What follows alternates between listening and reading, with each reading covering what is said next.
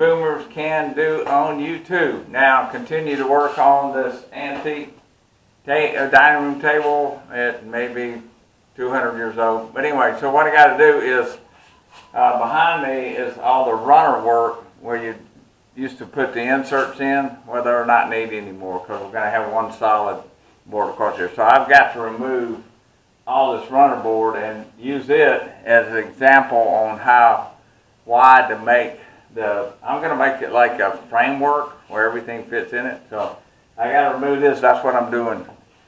This is day 2.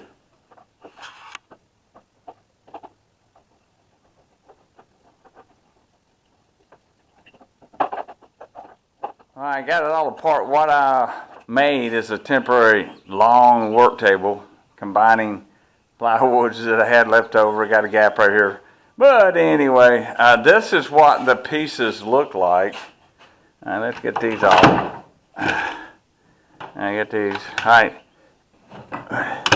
This is the device that slid back, helped slide it back and forth. All right. So, and then you had these that would slide it back and forth like so.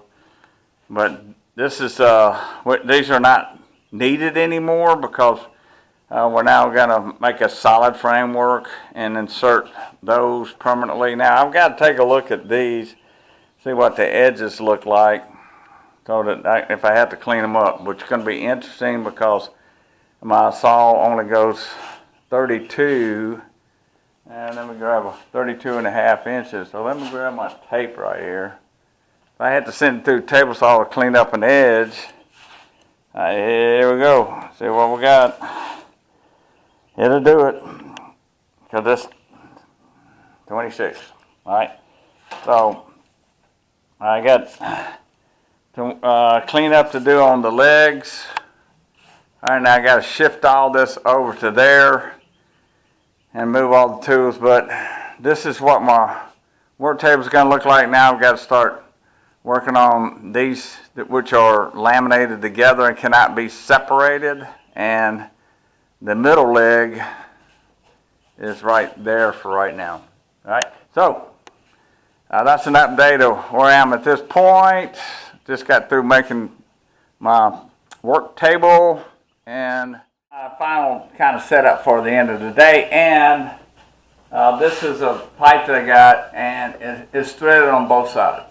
Now, one of the sides I need, the other side I don't. So I'm getting ready to cut it off with a reciprocating saw. The reciprocating saw has got a metal blade on it, so it can cut this pipe off.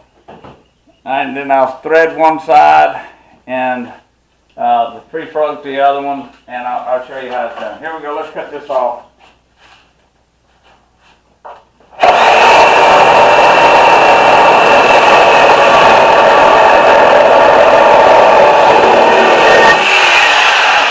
Pretty easy to do with the right blade and the right saw. And then I'm just going to take some sandpaper and just kind of do this edge off. Alright? And then I'll open up this package and apply them. Alright? Okay, this side, you release this and you can slide this back and forth. That's why I had to cut this in so the threads wouldn't be in the way. And let's spin the camera around. Alright, and raise her up just a tad. Alright, Alexa, pause. Alright, for the other side,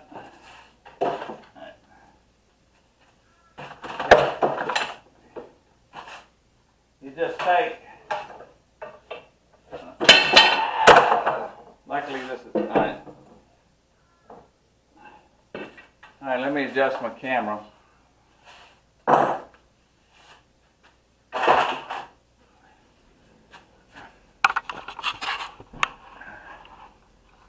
Alright, here we go. Okay. Alright, here we go. Whoa. There, now we can see it. Okay. Just take this side. This is your smooth side that makes it go up and, alright. That's your smooth side. This is your side that's got the thread on it. So you're just spinning this around until it just gets hand tight. Alright. So that inside is done. This goes in and out. You usually put a piece of little woodwork here to protect the piece you're working on. And this adjusts to spin around any way I want. So let me show you what I'm doing with it. This is the pipe clamps in place. All right, this on this side is the adjustable. If you can move this, you push this spring, go back and forth. All right, and then you do your final. All right, and I'm pulling this back just a little bit. All right, I want to put some sticks in here to protect this edge of this board. All right, I can either use these paint sticks that I'm using or shims, but the main thing is to just make it so I can get these protected. There you go. All right, and now I'm kind of adjusting these a little bit. Kind of line them up. Now this is in preparation for the actual gluing and assembling. So this is just a couple of shims I'm going to put in here. All right, like so. Okay, and then I'm tightening them up.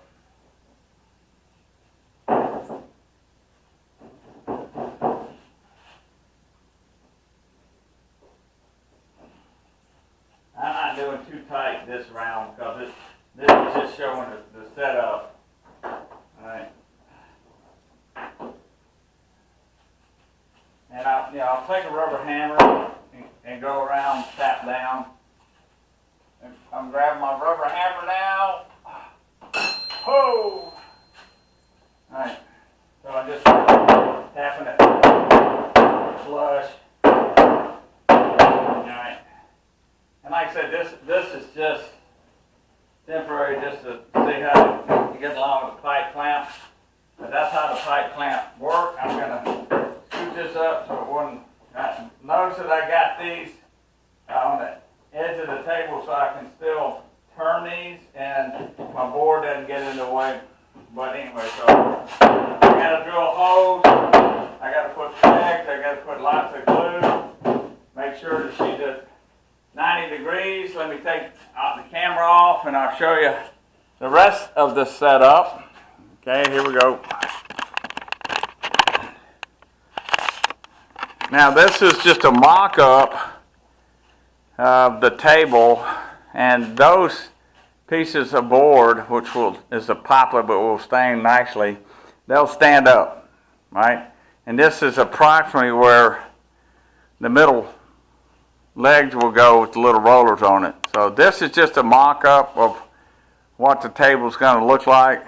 I got to do a lot of sanding and cleaning on the table legs, and also when I get these together, I'm going to start putting that gooky stuff on. So anyway, that's basically showing you what pipe clamps look like, and then I take the rubber hammer and gently tap everything in place. But once I get the hose and the pegs in place and the glue, then everything's going to lay flat. So I'm kind of concerned about this one right here because it's warped just a little bit. All right, so but a sander can take care of that. Palm sander kind of smooth that out. So that's it for day 2. All right, so I'll continue to show you the progress as we move along.